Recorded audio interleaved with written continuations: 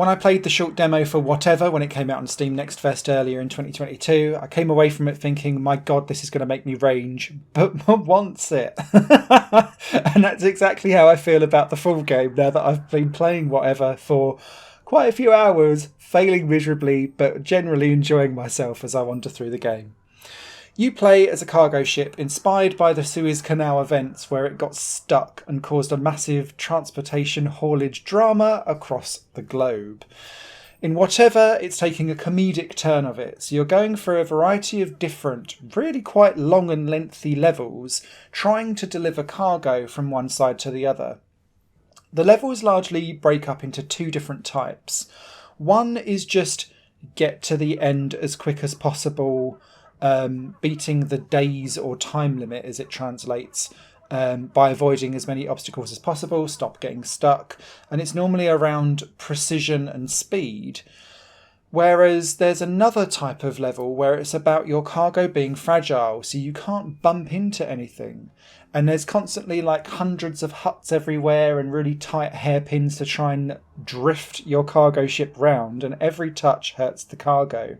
So it's precision over speed, but you still have to kind of eventually get to the end at some point.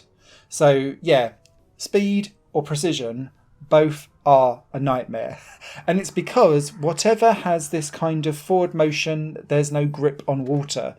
And so what you're doing is using your power and reverse to try and throw your cargo with the direction buttons into a drift, and using kind of feathering off the throttle, the power and reverse, to tip yourself into a spin and then reverse counter the force of where you're going.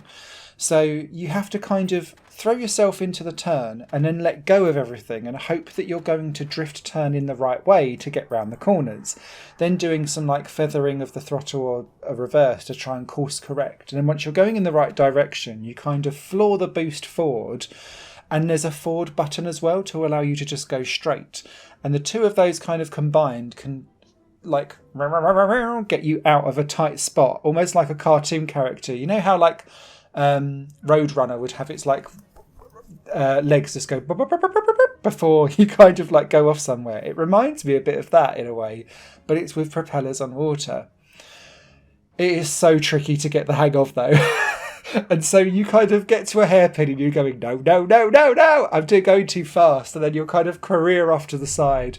Or if you're in one of the levels where you've got to be precise and you've got like these damaged fragile cargo, and you can just see like a sea of 50 huts in front of you, and it's looking like Speed 2 but comedy version, as Sandra Bullock's going uh-oh as you kind of careen into all of these different huts, causing so much drama and chaos. It's hilarious, but it is totally not for everyone. If you get annoyed at derpy physics, Whatever is not for you. If you get angry at the fact that there's some huge difficulty spikes in this game, it is not for you. And what I really enjoyed about Whatever is that despite all of these difficulty spikes, there is a consistency to the physics that you can wrap your head around, so long as you feel comfortable in tipping yourself into a drift and playing against the physics. It's not derpy like for derpy sake. It's just really nuanced in a specific way that takes a while to get your head round. Thankfully, there are upgrades to your ship that can help you out the more that you play. As you'll see throughout all of this gameplay, there's coins going around that you need to collect.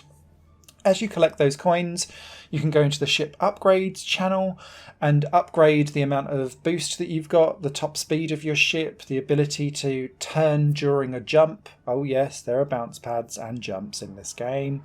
There's also the ability to have a magnet for more coins, better bonuses for finishing, and also if you get stuck at the edge, which was normally what happened to me quite often, because you can beat yourself, you can reduce down the penalties for either the time or the amount of coins, because you get the option to choose between the two, as to how quickly each kind of recovery happens, basically.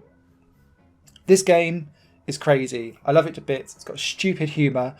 It also does some really interesting stuff with like boss battles in this game. There's one with a kaiju. There's one with a UFO that steals all your cargo. You've got to then get ships to missiles to collect and then shoot back and kill it. All whilst trying to keep the ship going vaguely in the right direction. It's so stupid. I love it to bits. This is very much a personal score for me because I had a blast. I think if you're looking at this going, that's going to drive me up the wall, knock a couple of points off, because it will. Written review on higherplanegames.com. Any comments or questions, leave them down below. Cheers. Higher Plane Games is part of the Higher Plane Network, a completely independent media outlet supported by people like you. The goal is to create the best possible content that cultivates a richer indie scene for games as well as music and entertainment. To find out more and to get involved, visit patreon.com/higherplane-network. Your support makes all the difference, and in return you'll gain access to bonus content and downloads. Thank you for watching.